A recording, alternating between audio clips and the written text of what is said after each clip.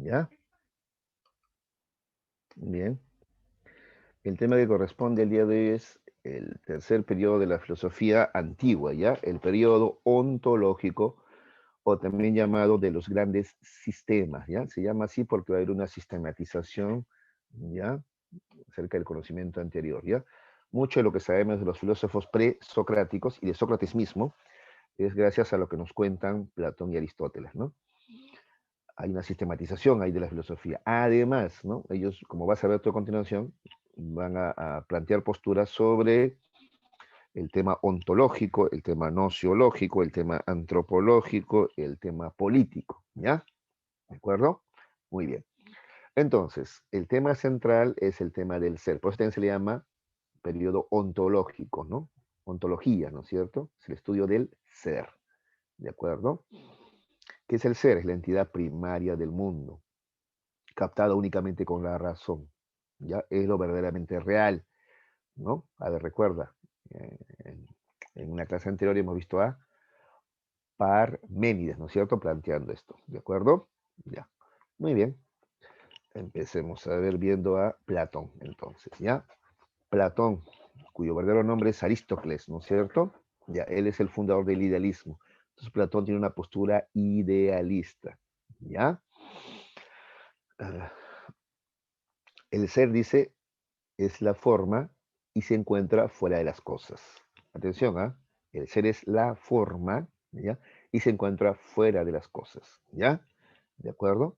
El conocimiento es reminiscencia y el filósofo debe mandar, ¿ya? Esas son tres de las tesis más importantes de Platón, ¿ya? En la primera da cuenta de su idealismo, ¿no? ¿Ya? Cuando lee la forma se refiere a la idea o modelo de las cosas, ¿ya? Y se encuentra fuera de las cosas, dice, ¿ya? Es el tema ontológico. El conocimiento es reminiscencia, o sea, conocer es simplemente recordar, ese es en el tema nociológico, y el filósofo debe mandar su postura política, ¿ya? Muy bien, vamos a ver la primera afirmación, ¿ya? El ser es la forma y se encuentra fuera de las cosas, ¿ya? A ver, Platón dice, la realidad está estructurada de la siguiente manera. Bueno, estos datos acá tú ya los conoces, pues, y si no, ahí va a quedarle diapositiva, ¿ya? Ya tenemos que abreviar un poquito, ¿ya? Entonces, en el tema metafísico u ontológico, ¿ya? Dice Platón que la realidad está estructurada de la siguiente manera. A ver, presten atención, ¿ah? ¿Ya? Existen, dice Platón, dos clases de entes. Atención, ¿ah? ¿Ya? Ahí está. Formas, ¿ya? Y las cosas, ¿ya? Las cosas y las formas, ¿ya? A las formas, si tú quieres, también le puedes llamar ideas, modelos o esencias. Y ese es el ser, eso es lo que realmente existe. En cambio, las cosas, no, son el devenir. Incluso él llega a decir que las ideas, acá está el idealismo, ¿ya? Las ideas o formas o modelos, ¿ya? Es el ser. Y las cosas del mundo material no son sino sombras, reflejos, ¿ya? De esto verdadero, que son las ideas o modelos, que es lo realmente existente. Por eso le llama el ser, lo que realmente existe. ¿Ya? En cambio, este es el devenir nada más, ¿ya? Muy bien. Características de estos entes llamadas ideas, formas o modelos. ¿Qué características tienen las ideas, formas o modelos? Ya que es lo mismo, ¿no? Son universales, son originales, son perfectas, nunca cambian, inmutables, ¿ve? ¿De acuerdo? Muy bien. A ver, ideas. ¿Cuáles son estas ideas o modelos? Porque también hay una jerarquía de ellas, ¿ah? El bien, por ejemplo, es un ideal, ¿ya? El bien es una idea, ¿ya? Luego tenemos los demás valores. Tenemos la justicia, la libertad, ¿no es cierto? Etcétera, ¿ya? También son ideas o formas, esto de acá, atención, ¿ah? Los modelos de las cosas, ¿ya? Porque los modelos de las cosas son eso, pues son ideales, ¿ya? Ideales, ¿ya? Tú debes haber escuchado este término amor platónico, por ejemplo, ¿no? Que se le entiende mal, ¿no? Se le asocia a una persona. El amor platónico no es una persona, el amor platónico es un ideal, ¿ya? Es el amor perfecto, ¿de acuerdo? ¿Ya? No te olvides que las ideas son esto, pues son universales, originales, perfectos, inmutables, ¿de acuerdo? Es el ideal de amor. Entonces, lo que nosotros acá desarrollamos, ¿ya? Se parece más o menos, ¿ya? A ese modelo. Entonces, lo que sentimos va a ser más o menos amor según se parezca a ese modelo o ideal de amor, ¿ya? ¿De acuerdo? ¿Ya? Otro ejemplo de modelo de las cosas, a ver. Blanco, blanco es un ideal, ¿ya? Es un ideal el blanco, ¿de acuerdo? Existe como idea. Entonces aquí en la Tierra, ¿ya? Hay objetos que nosotros clasificamos como blanco. Nuestra dentadura, la hoja de cuaderno, ¿ya? No sé, una camiseta que tengas. Ahora, ¿cuál es más blanco? Depende, pues, cuál se parece, o se aproxima, se asemeja más otra vez al modelo o ideal de blanco. Y así, ¿ya? Entonces, eh, existen entes, estamos viendo el bien, los valores y en general los modelos de las cosas, que son ideas básicamente. Entonces, las cosas que existen aquí en el mundo son solamente, como ves, copias, aproximaciones de esos modelos o ideas. ¿De acuerdo? La idea de hombre, ese es un ideal también. Entonces, de entre nosotros, ¿quién es más hombre? Bueno, pues quién se aproxima más al modelo, al ideal de hombre. ¿De acuerdo? Listo. Hasta ahí. ¿Qué más? Dentro de estos entes que realmente existen, ¿ya? También tenemos las figuras geométricas y las demás entidades matemáticas también. ¿De acuerdo? ¿Ya? Muy bien.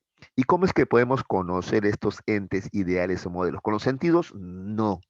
Esto no se pueden ver. Los captamos con la razón o inteligencia, ¿ya? Las formas, estas son, ¿ves? Formas, si tú quieres también ideas o modelos, ¿ya? Son captadas a través de la razón o intelecto y son objeto de la ciencia o sabiduría, ¿de acuerdo? Ya. Luego tenemos las cosas o el devenir. Estas sí son individuales, son meras copias nada más, como te estoy diciendo, ¿ves? Además son imperfectas y son mutables, son cambiantes. ¿De acuerdo? ¿Ya? Aquí tenemos las entidades materiales, como por ejemplo el lápiz que tienes en tus manos, el árbol del parque, la pizarra del salón, tu mochila, el triángulo que dibuja el profesor en la pizarra, etcétera. ¿Ya? También acá están las imágenes y sombras que proyectan estas entidades materiales. Entonces, acá están las cosas y sus sombras, ¿no es cierto? Ya. Esas son las cosas o el devenir. ¿Ya? Estas son creencias y producto de la imaginación, ¿ya? Las cosas son captadas a través de los sentidos, ¿ya? Y son objeto de diversas opiniones, ¿ya? Ahí está entonces el idealismo de Platón. Lo que realmente existe, ¿ya? Son las ideas y formas, ¿ya? Existen en el mundo de las ideas. El mundo de las ideas es el topus uranus, ¿ya? Este mundo material Profesor, es solamente una copia. disculpe, Sí, la sí. diapositiva no se puede ver, hay un cuadro color verde que está tapando Gracias. todo. Ya, gracias, Ahora, señorita. Muy amable. Gracias, gracias por avisarme. Tienen que avisarme ya. Voy a tratar de resolver inmediatamente eso. A ver qué está pasando. A ver, ¿ya? Ojo. Ya, a ver otra vez. Ya, ya. A ver, vamos a ver, aprovechando que hay alguna. Ajá. Ah, ya, ya. Ah, ya, de eso estaban interviniendo varios también. Listo. Ya, por favor me dicen si ahora sí se puede ver. Ya me avisan, por favor. Ya, ahora, ¿se ve? sí, profesor, ahora sí. De acuerdo, Mijita, gracias. ¿Ya? Entonces ahí está. Ese es el idealismo de Platón. El ser, lo verdaderamente existente, son las ideas a las cuales llama formas, modelos o esencias de las cosas. ¿De acuerdo? Y las cosas materiales, las de este mundo sensible, son solamente reflejos, aproximaciones, copias imperfectas de esto verdadero que es el mundo de las ideas. ¿Ya? Esa es la postura idealista de Platón. ¿Ya? ¿Quedó claro? Ya. Si no, pueden preguntar cuando quieran más, muchachos. ¿Ya? Listo. A ver, igual acá puntualizamos algunas cosas, ¿ya? De ese cuadro que acabamos de ver. Entonces, las formas o ideas son la esencia y modelos ideales de las cosas, ¿ya? Existen separadas de las cosas y nunca cambian. ¿Te acuerdas que son perfectas, eternas, inmutables, ¿no es cierto? Las formas se captan con la razón e intelecto, por eso se le denomina entidades inteligibles, porque no se pueden captar con los sentidos, sino con la razón. La suprema forma o esencia, porque dentro de las ideas también hay una jerarquía, ¿ya? Es el bien. ¿Por qué? Dice, como todas las entidades están hechas de la mejor o buena manera posible, entonces todas tienen como supremo modelo al bien, ¿ya? Existe una jerarquía de entidades, desde el bien, que es la, ¿no? Hasta las sombras o imágenes de los seres materiales abajo, lo último, ¿no es cierto? Las entidades materiales existen, pero están en un nivel inferior a las formas, ¿ya? No niega el que existan, ¿ya? Estas entidades materiales existen, pero existen como copias, ¿ya? Como copias de las ideas, ¿ya? Entonces la materia existe, sí, las cosas materiales existen, sí, pero existen como copias, sombras, reflejos, ¿ya? De las ideas, ¿de acuerdo? ¿Qué más? Las entidades materiales y sus sombras sí se captan con los sentidos, por eso se le denomina entidades sensibles, ¿ya? Esto es en cuanto al tema ontológico, la postura de Platón, ¿ya? En cuanto al tema de la nociología, esto es mucho más sencillo de explicar, ¿ya? A ver, propone la tesis de la reminiscencia, ¿ya? El conocimiento de las formas, dice, se da a través del alma racional, ¿ya? A ver, tienes que saber algo, ¿ya? ¿Tu alma qué cosa es? ¿Materia o idea? Tu alma es idea, ¿ya? Tu alma es idea, forma, ¿ya? Tu alma es idea, forma, modelo, ¿de acuerdo? Lo que pasa es que está atrapado, capturado por este cuerpo, tu cuerpo que es la cárcel de tu alma, ¿de acuerdo? ¿Ya? Entonces, el alma ha contemplado las formas, porque ha sido parte de ese mundo de las ideas, ¿ya? ¿Ya? Entonces, el alma ha contemplado las formas en vidas pasadas. Por tanto, que lo que llamamos conocer en realidad es simplemente recordar, esa es reminiscencia, ¿no? Además, súmale a eso que tu alma es inmortal, entonces ha vivido ya en varios cuerpos, ¿ya? Por eso a veces te vienen, dice, reminiscencias de vidas pasadas, ¿ya? Entonces, para Platón estos déjà vu serían recuerdos de otras vidas que tú ya has, ¿no? Tenido, ¿no es cierto? Ya, ese es el idealismo de Platón, no te digo que así sean las cosas, ¿ah? ¿Ya? Muy bien, entonces, la percepción no es un genuino conocimiento. Los sentidos solo muestran una realidad cambiante, porque no te olvides que las cosas, la materia es el devenir, ¿no es cierto? ¿Ya? A lo mucho solamente te brindan opiniones. El conocimiento verdadero, no opiniones, el conocimiento verdadero se logra con la razón, ¿ya? Y básicamente conocer entonces es recordar lo que tu alma ya sabe. A eso se le llama reminiscencia. En algunos textos también aparece como, anota, anamnesis, ¿ya? También le llaman así, reminiscencia o anamnesis, ¿ya? Muy bien, en cuanto al tema de la antropología filosófica, como ya te había anunciado, ¿ya? Para Platón, tu ser es tu alma, el cual está atrapado en este cuerpo, ¿ya? El cuerpo es la cárcel del alma, ¿ya? Tu alma es racional y además es inmortal, es pura, es perfecta. En cambio, el cuerpo es algo despreciable, dice Platón, ¿ya? Ahora, el alma se vuelve impura cuando está dentro del cuerpo, por eso dice que es despreciable el cuerpo, ¿no? Por eso necesita purificarse mediante la sabiduría, ¿ya? Es que el cuerpo te llama pues, a deseos, a bajas pasiones, por eso es despreciable, dice Platón, ¿no? En esta afirmación tú vas a entender por qué en la Edad Media, ¿no? Platón va a ser tan tomado en cuenta, ¿no? Porque esto encaja justo con algunas ideas, ¿no es cierto?, del cristianismo, pues, ¿no es cierto?, ¿no? Del cuerpo como algo detestable, el cuerpo como pecaminoso, ¿no es cierto? ¿Te das cuenta? ¿Ya? Muy bien. A ver, el alma tiene tres facultades, dice Platón, ¿ya? Racional, cuya virtud es la sabiduría, que es realmente el conocimiento de las formas, ideas o modelos, ¿de acuerdo? Luego tenemos la facultad irascible, cuya virtud es la fortaleza, la fuerza física. Y finalmente tenemos la facultad concupiscible, ¿ya? Es el de los deseos, ¿ya? Corporales, ¿de acuerdo? Cuya virtud del alma para controlar esos deseos es la templanza, el control de los deseos, ¿ya? ¿De acuerdo? Y según esto también, ¿ya? Se constituye, ¿no es cierto?, los tipos de hombres. Pues hombres en los que predomina la virtud de la sabiduría son los llamados a gobernar, que para él son los filósofos, ¿ya? Hombres en quienes domina la virtud de la fortaleza son los llamados a ser guerreros o militares, ¿ya? Y los hombres capaces de controlar sus deseos son los productores o trabajadores, ¿de acuerdo? Entonces, mira, tú ya nacías para ser gobernante, guerrero, productor, según el alma que tenías, pues, ¿de acuerdo? Bien, el hombre justo es aquel donde cada facultad cumple su función de manera armoniosa. Ello gracias al dominio de la facultad racional sobre las otras dos. En cuanto a política, entonces, ¿cuál es el estado ideal para Platón? Si cada hombre es un alma, entonces el estado ideal es una especie de alma gigante, dice. Atención, ¿ah? Es el estado, es una especie de alma gigante. En este estado, cada clase social cumple su función, sin desear cumplir la otra. Por eso es un Estado justo, ¿ya? ¿De acuerdo? Entonces, por ejemplo, el gobernante está contento con ser gobernante, el militar con ser militar. El militar no quiere ser gobernante. El productor es productor, no quiere ser ni productor ni gobernante, está contento siendo productor. Ya, ese es el estado ideal, donde cada uno cumple su función sin pretender algo más, ¿ya? Eso es lo que plantea Platón, ¿de acuerdo? ¿Ya?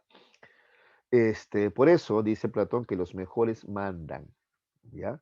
Platón está a favor de la aristocracia. La aristocracia es el mejor gobierno, dice. ¿De acuerdo? Es el mejor gobierno.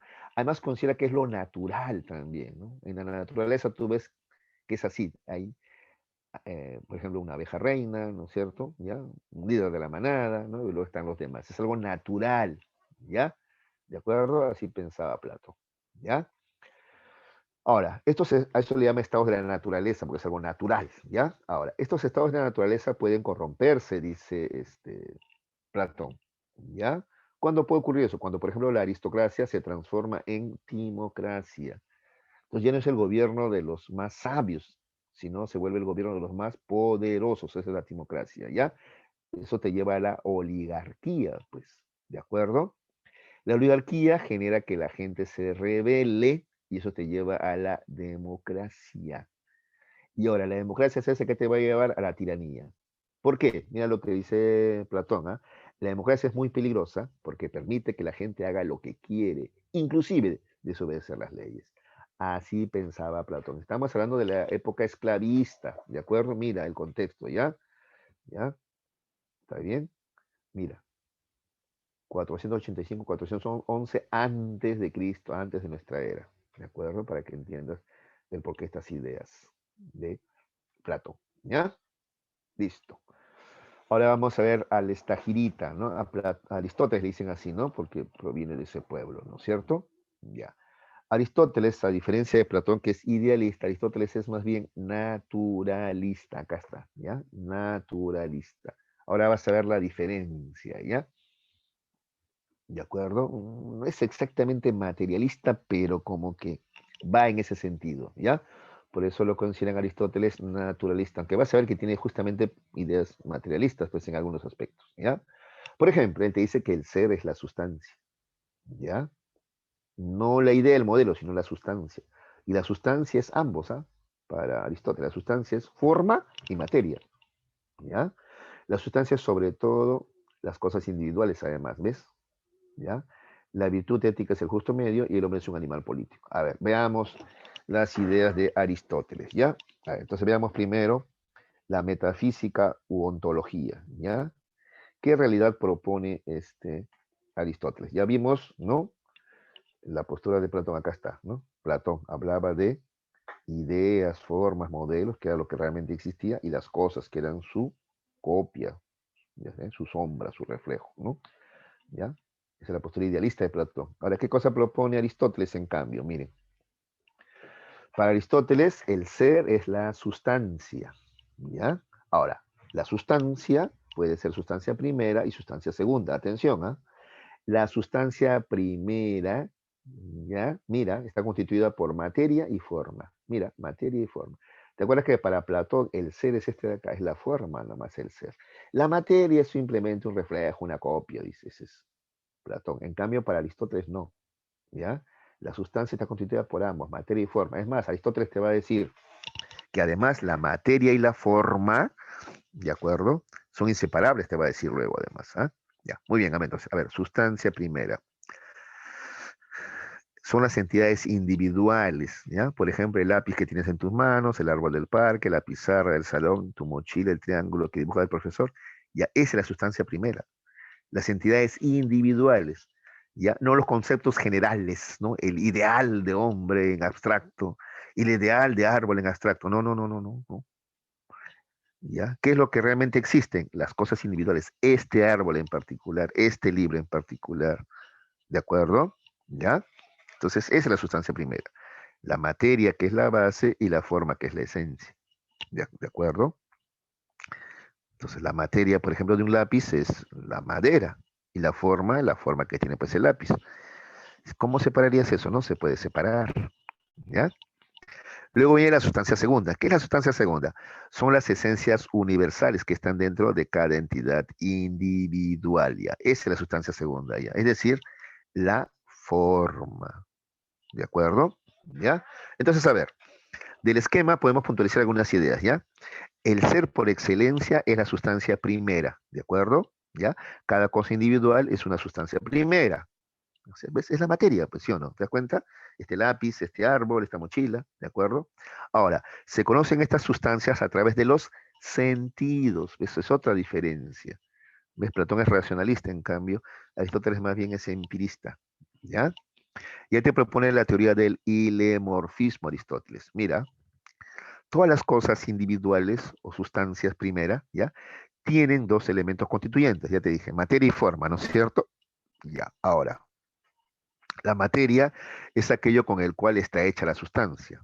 Esta es pasiva, está en potencia, ¿ya? Y cambia, es decir, es actualizada cuando ingresa la forma, ¿de acuerdo? La forma es el conjunto de rasgos esenciales que distingue a la sustancia. Esta es más bien activa y actualiza a la materia, porque le da forma, pues, permitiendo que la sustancia cambie. A ver, otra vez te vuelvo a repetir. Entonces, la materia, por ejemplo, madera. La forma, un lápiz, una mesa, una silla, ¿ves? La forma actualiza a la materia, ¿ya? Entonces, materia está en potencia nomás, ¿ya? Esa madera es una silla en potencia, esa madera es un lápiz en potencia, ¿ya? Cuando ya tiene forma, ya es una actualidad, pues. Ya es un lápiz, ya es una silla, etcétera. ¿De acuerdo? ¿Ya? Además, la teoría del ilemorfismo plantea que materia y forma no se pueden separar.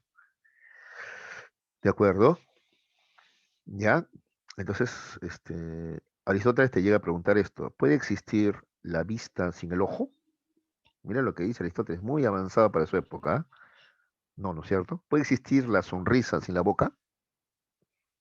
¿Puede existir el alma sin el cuerpo? Cuando habla de alma es tu forma de ser, tu pensamiento, tu conciencia. Puede existir sin el cuerpo, hoy sabemos que es el cerebro, pues, ¿no? Pero él ya hablaba de, ¿no? De que no se puede separar del cuerpo. No, no. ¿Ves? Entonces no puede existir la vista sin el ojo, la sonrisa sin la boca, ni el alma sin el cuerpo. ¿Ves? Ilemorfismo. Materia y forma son inseparables. ¿Ya? En cuanto a la sustancia segunda, ¿ya? Es únicamente forma, ¿no es cierto? La razón abstrae la forma elaborando de esa manera los géneros, las especies, es decir, los conceptos. Por ejemplo, un concepto, lápiz en general, ¿ya? Árbol en general, esos son conceptos, ¿ya? Estos no existen por sí solos, ¿ah?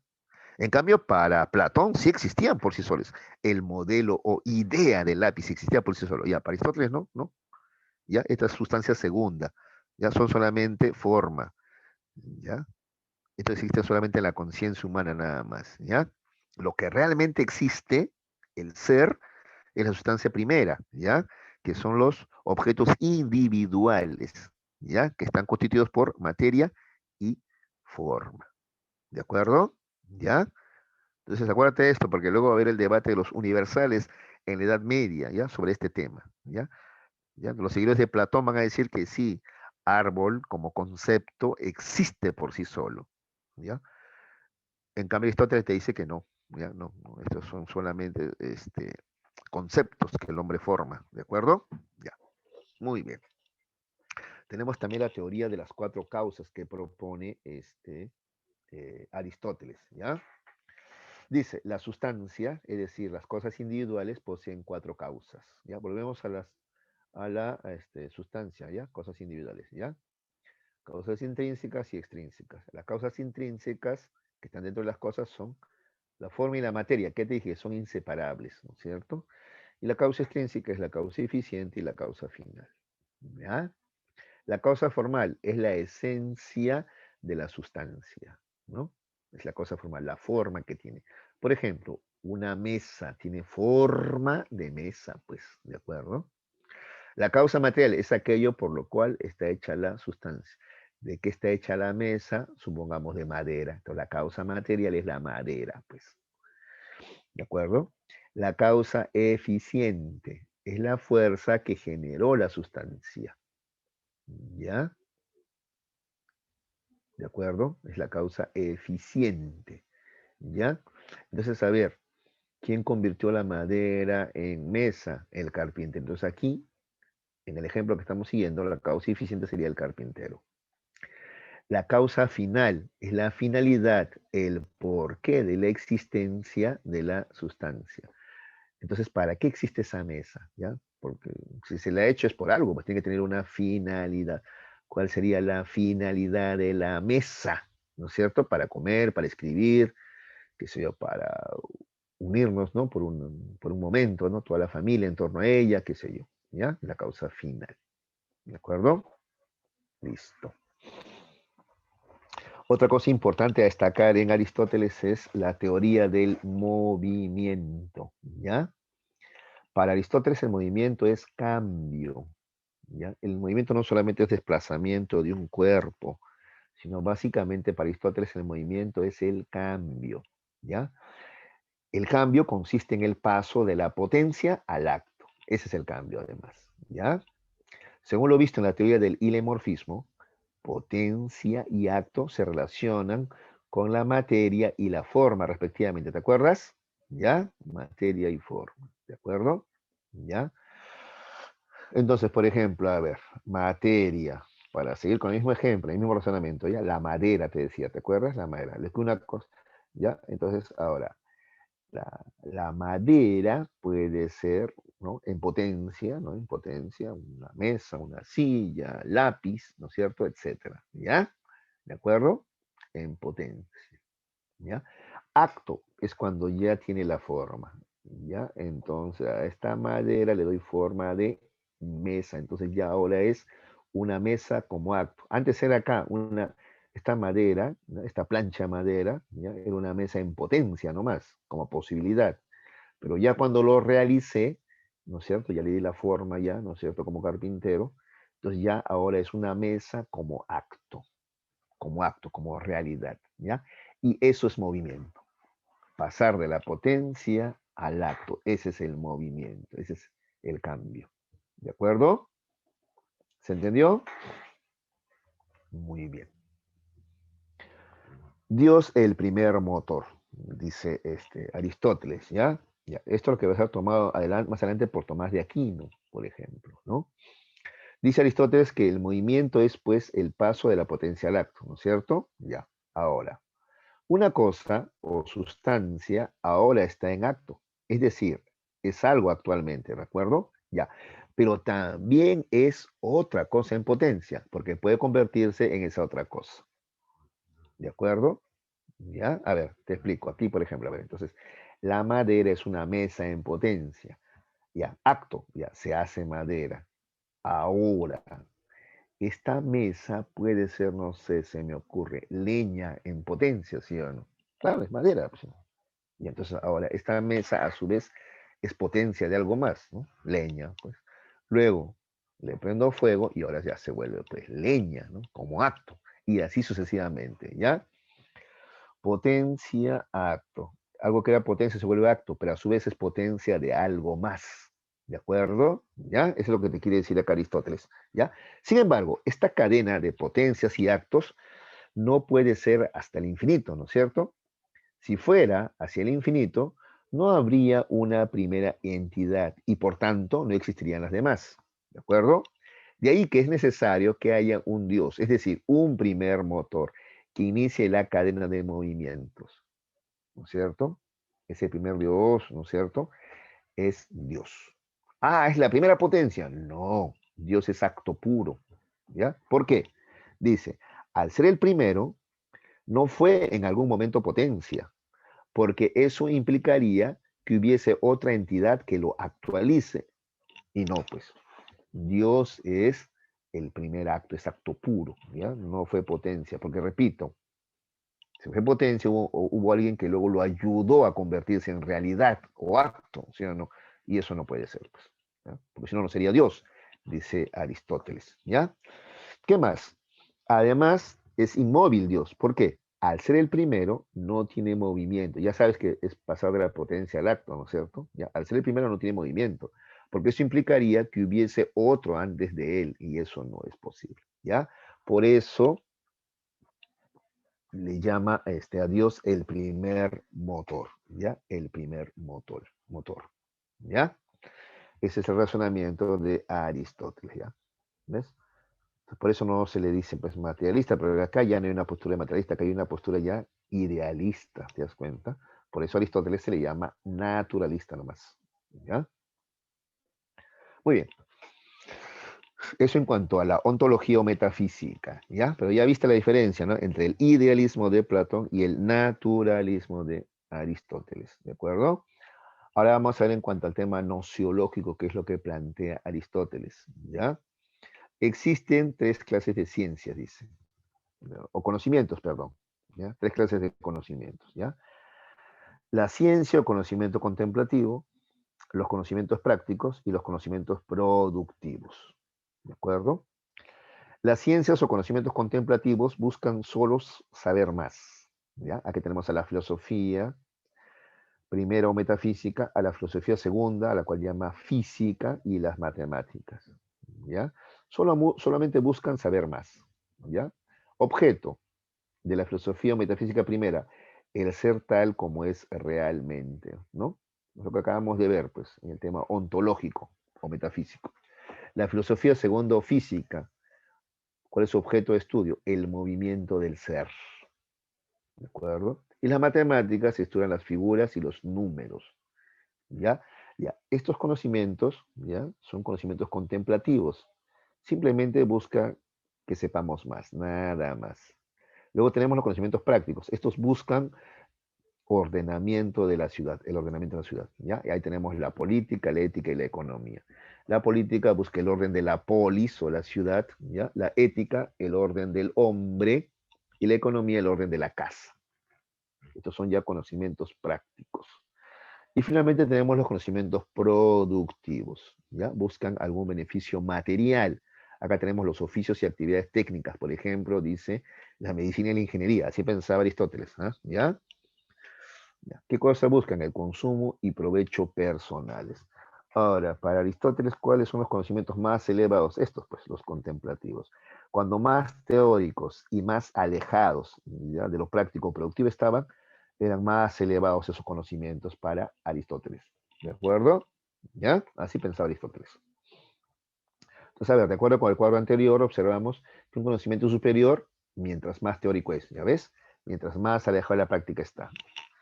Eso es lo que pensaba Aristóteles, ¿ya? ¿Qué más? Los conocimientos contemplativos son superiores, pues son valiosos en sí mismos, ¿ya? El buscar producir panes hace que el conocimiento de la panería no sea valioso en sí misma, sino como medio para hacer pan nomás. En cambio, los que se dedican a la ciencia solo buscan conocer más, haciendo que su conocimiento sea valioso en sí mismo y no por el producto. Empirismo, ¿ya? Aristóteles plantea, a ver, atención, acá en el tema de los locos, esto es importante. Aristóteles plantea: nada hay en el intelecto que no haya estado antes en los sentidos. ¿Ves? Es empirismo, pues, ¿ya? Entonces, en mi mente, en mi intelecto, no hay nada que no haya pasado antes por los sentidos, que no haya captado yo primero, que no le haya captado yo primero con los sentidos, ¿ya? Entonces, el conocimiento se inicia con los sentidos, ¿ya? Los sentidos nos permiten conocer las sustancias primeras, que son las individuales, ¿te acuerdas? Muy bien. ¿Y la razón qué papel cumple? Bueno, la razón permite abstraer la forma que está dentro de las sustancias. Al hacer eso, conformamos las especies o géneros, si tú quieres los conceptos, pues los conceptos, ¿ya? Generales, ¿no? Libre en general, hombre en general, etcétera. ¿Ya? Muy bien. En cuanto al tema antropológico, Aristóteles plantea que el hombre es un animal racional y político, ¿ya? Sobre todo se le conoce a Aristóteles porque plantea esto de acá, ¿ya? Que el hombre es un animal político, ¿ya? Sí, racional y político además, ¿ya? A ver, dice así: la capacidad racional es el rasgo distintivo del ser humano, ¿ya? Es algo muy común ahora, todo el mundo lo repite ahora, ¿ya? Pero Aristóteles fue, ¿ya? De los primeros en proponerlo, ¿ya? Ahora, desarrollarla, o sea, esa razón, ese razonamiento, desarrollarlo, solo es posible viviendo en las ciudades-estado griegas. Por eso se dice, el hombre es un animal político, ¿ya? Entonces, el hombre griego, por ejemplo, ya es el más avanzado, civilizado, porque vive en ciudades bien organizadas que le permiten eso. En cambio, los hombres bárbaros, ya son así salvajes, bárbaros, ¿ya? porque no viven en sociedades organizadas, sino viven en sociedades desorganizadas. Y política es básicamente eso. Política es ordenar, organizar una ciudad. ¿De acuerdo? ¿Ya? Por eso dice, el hombre es un animal racional, pero además político, porque esta racionalidad del hombre está asociado a lo político, a su organización social. ¿Ya? Digamos que el hombre es mejor hombre en la medida que su sociedad, la sociedad civil, es mejor también. Y la sociedad civil, ¿ya?, es mejor en la medida que está bien organizada políticamente. ¿Ya? A eso se refiere con que el hombre es racional y político. ¿De acuerdo? La política, la organización social, le permite constituirse o hacerse mejor hombre, más racional. ¿Ya? A eso se refiere Aristóteles, con que el hombre es un animal racional y político. Por eso dice, si el hombre no hace política, entonces es animal nomás, salvaje. ¿De acuerdo? ¿Ya? Para que desarrolle la racionalidad necesita hacer política. ¿Ya? Eso es lo que dice Aristóteles. ¿Qué más? Aristóteles dice que no hay alma inmortal. ¿Eh? Mira, para Platón sí existe el alma inmortal, tu alma ha vivido varias vidas, por eso tú tienes las reminiscencias, ¿ya? En cambio, Aristóteles dice que no, no hay alma inmortal, ¿ya?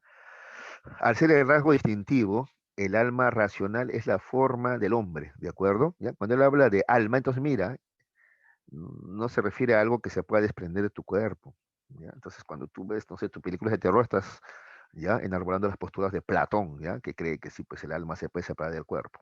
Aristóteles no cree eso, ¿ya? ¿Ya? Cuando él habla de alma se refiere a la racionalidad del hombre, ¿de acuerdo? ¿Ya? Ese es el alma del hombre, su racionalidad. Ahora, tú no puedes separar, pues, esa racionalidad del hombre. ¿Cómo lo separarías? Otra vez, ¿puede existir alma sin cuerpo? No.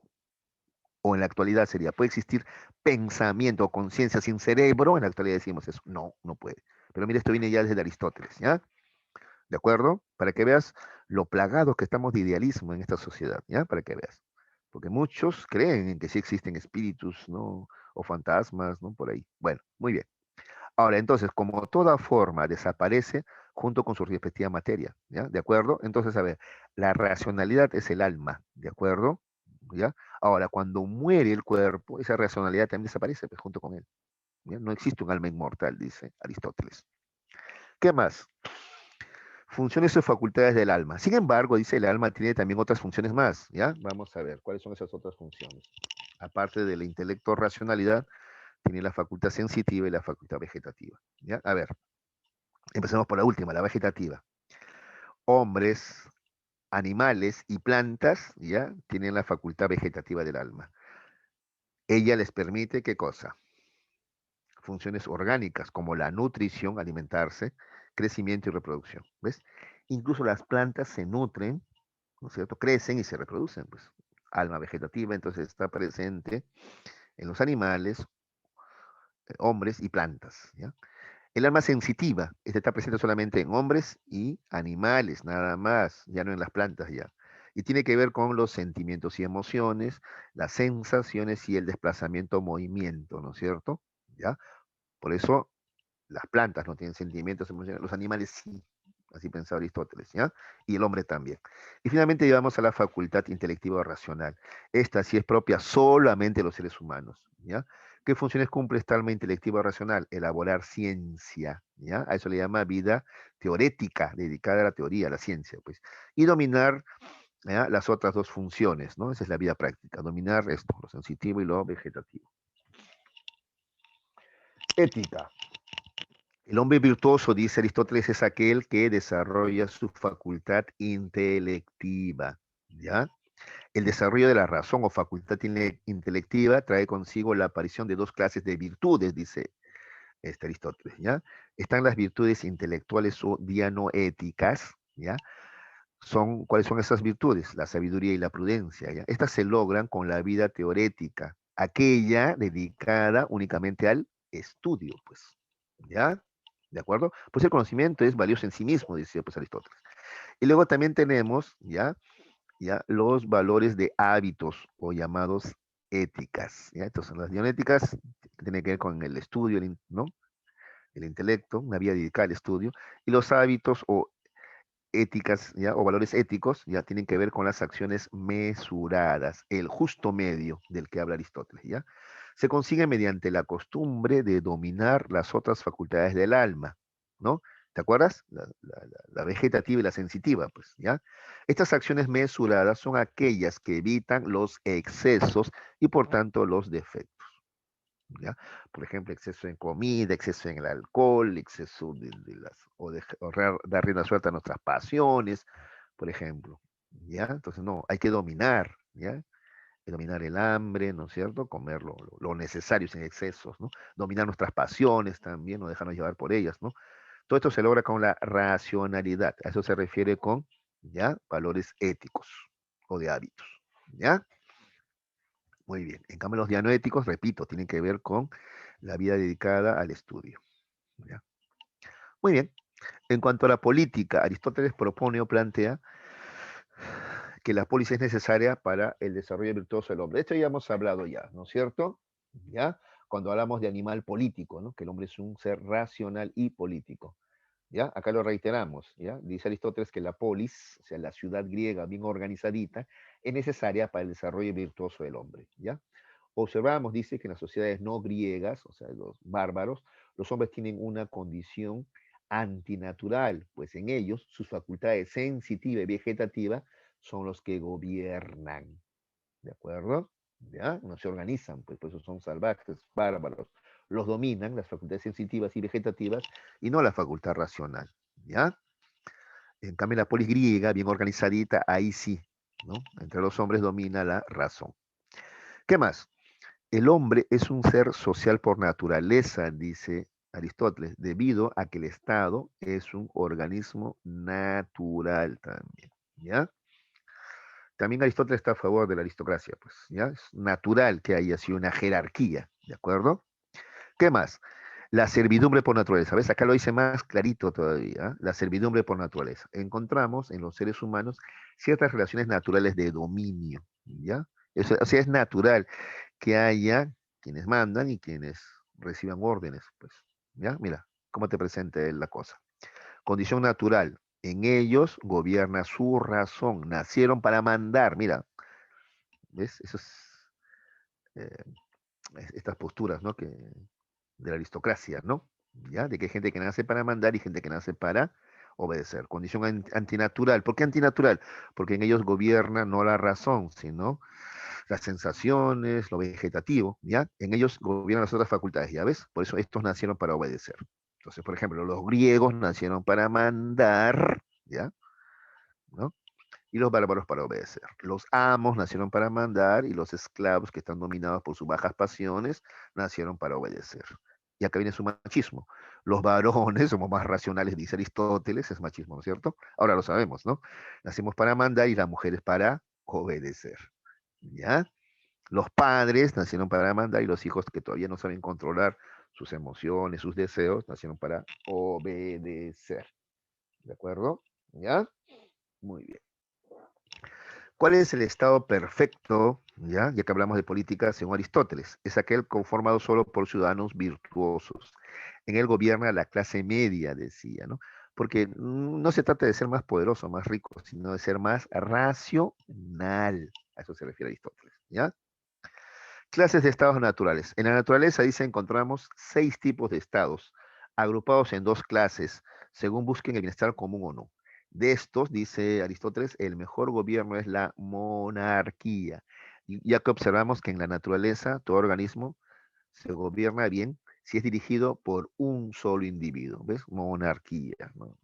Eso es lo que plantea Aristóteles, ¿no? Muy bien, algunas ideas más de Aristóteles, ¿cómo estamos con el tiempo? A ver. Aristóteles define al hombre como un ser racional y político que crea lenguaje y tiene conciencia del bien y del mal. ¿Ya? En antropología filosófica, esta es la definición clásica del hombre. ¿Quién la proporciona? Aristóteles. ¿Ya? Realismo y definición de la verdad. El conocimiento es el reflejo de la realidad. Ese es el realismo que plantea Aristóteles. ¿Ya? El conocimiento es reflejo de la realidad. O sea, él cree que es posible reflejar la realidad tal cual es. ¿Ya? ¿De acuerdo? La verdad que viene a ser es la correspondencia entre los enunciados y la realidad misma, pues, entre un juicio o afirmación y la realidad misma. Tiene que haber correspondencia, ¿ya? Esa es la postura, ¿ya? De la correspondencia, ¿ya? Que propone Aristóteles, ¿de acuerdo? Entonces, un enunciado es verdadero, ¿ya? En la medida que se condiga, que se corresponda con la realidad. ¿De acuerdo? Los cuervos son negros, ya, esa es una verdad, siempre y cuando en la realidad es así, pues, ¿ya? Si, no, si en la realidad no es así, entonces no es verdad, pues falso, ¿ya? Para ti es muy obvio, pero es lo que Aristóteles planteaba, y en ese momento, ¿no? O sea, fue muy bien expresado, ¿ah? Muy bien. Naturalismo axiológico, ¿ya? El valor está en el objeto, es inherente a él. En axiología, Aristóteles tiene una postura naturalista, ¿ya? El valor de las cosas está en las cosas mismas, ¿ya? Eudemonismo ético. Para Aristóteles, el bien es la búsqueda de la felicidad, ¿ya? Ese es el eudemonismo, ¿ya? ¿Cómo sabemos que una acción es buena o mala? Es buena en la medida que te proporciona felicidad, ¿ya? Y también esto de buscar el justo medio, ¿no? Sin irse a los excesos.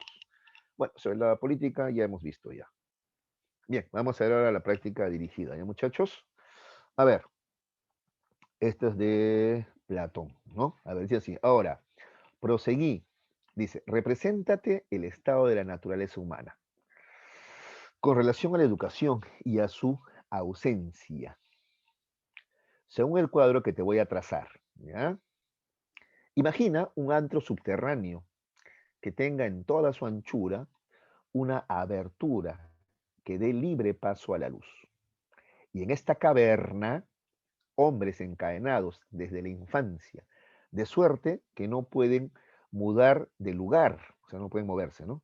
Ni volver la cabeza a causa de las cadenas que les sujetan las piernas y el cuello, pudiendo solamente ver los objetos que tienen enfrente. Ya solamente pueden mirar al frente, no pueden voltear hacia atrás. Detrás de ellos, ya, donde no pueden voltear, a cierta distancia, a cierta altura, supóngase un fuego cuyo resplandor los alumbra y un camino elevado entre este fuego y los cautivos. Supón a lo largo de este camino un tabique semejante a la mampara de los titiriteros, ponen entre ellos y los espectadores, ¿ya? Para exhibir por encima de ellas las maravillas que hace. De lo leído, se sigue que Platón busca presentarnos. ¿Has escuchado la alegoría de la caverna? Este texto corresponde a esa alegoría que nos cuenta Platón, ¿no? Imagínate que la gente solamente puede mirar el fondo de la caverna, entonces tú no puedes voltear para ver el fuego ni las cosas que pasan detrás de ti, ¿ya? Tú no puedes voltear, ¿ya? Solamente ves los reflejos, las sombras, ¿ya? Ya, eso es lo que tú captas con los sentidos, reflejos o sombras.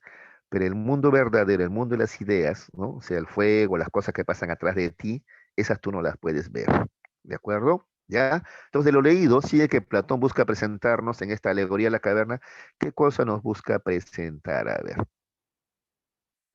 ¿ya? A ver, ¿alguien quiere contestar? ¿Cómo estamos con el tiempo, el tiempo, el tiempo? Uy, ya nos gana el tiempo ya. La teoría de las ideas, ¿ya, chicos? La teoría de las ideas, el tiempo siempre nos gana, ¿ya? Fernanda es una astrónoma que luego de leer la alegoría de la caverna llega a la conclusión de que Platón estaba en lo correcto al atribuirle verdadera realidad al mundo de las ideas. Su experiencia profesional le ha enseñado que generalmente los datos sensibles son solo una sombra o distorsión de la realidad, ¿ya ves? Y en ese sentido constituyen un obstáculo para alcanzar un conocimiento verdadero. De lo anterior se deduce que Fernanda considera que para alcanzar la verdad, ¿qué cosa debemos entonces? ¿Ir a las apariencias, guiarnos por los sentidos? No, ¿no es cierto? Sino guiarnos por la razón, ¿ya? Entonces, a ver, rechazar la existencia de ideas, seguir la experiencia de sociedad, estudiar las obras de Platón, ver más allá de las apariencias. ¿Cómo? Usando la razón, ¿ya? La D. Juana manifiesta en su ser la agresividad y el deseo de lucha o poder. Por eso, cuando una persona sufre una injusticia, Juana lucha más ardientemente y con más fuerza que cuando sabe que la razón no está de su parte.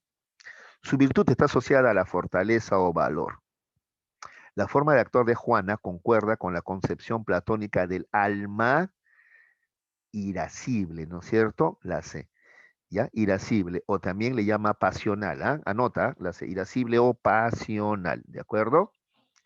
4. Hay algunos que afirman, como los megáricos, que solo se tiene potencia para actuar cuando se actúa, y cuando no se actúa, no se tiene.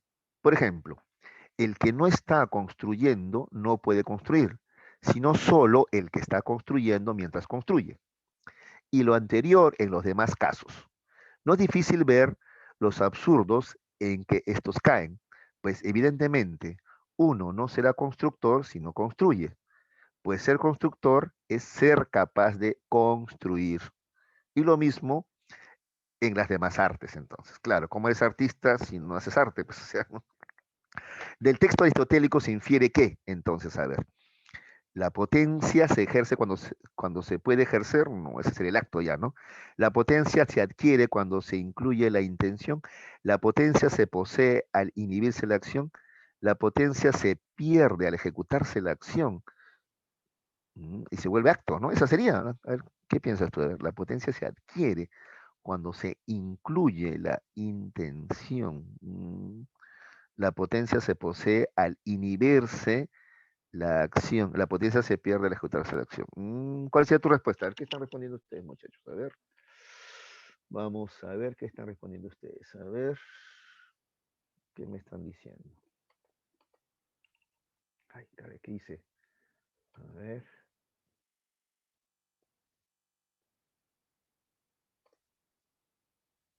¿Qué hice? ¿Qué hice? ¿Qué hice? ¿Qué hice? Uy.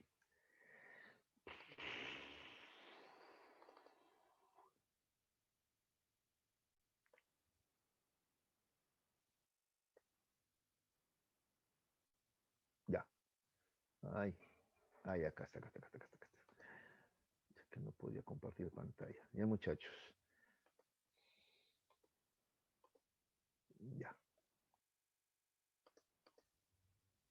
Ya.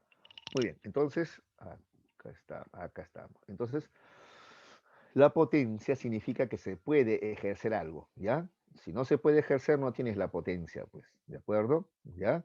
¿Cómo pretender ser artista si no puedes dibujar o pintar, por ejemplo? ¿Ya? La respuesta es la A. 5. A medida que la vida avanza, las personas se plantean diferentes objetos, según su visión y sus intereses. Algunos se cumplen y otros simplemente no. Pero lo que nos enseña esto es que debemos fijarnos objetivos para llevar a cabo el cumplimiento de planes futuros. Esta idea se puede relacionar con la causa aristotélica conocida como causa final, ¿no es cierto? Causa final, ¿no? El tener objetivos. ¿Para qué existe algo? Incluso para qué vivimos nosotros mismos, ¿no? Causa final. Bueno, muchachos, hasta ahí vamos a avanzar. Nos faltan un par de preguntitas, pero ya nos ganó el tiempo, ¿ya? No sé, a no ser que ustedes quieran continuar, ¿ah? Me dicen, ¿ah? Ya, hasta ahí avanzamos. Ya, chicos, nos vemos la próxima semana. Cuídense mucho. ¿Ya?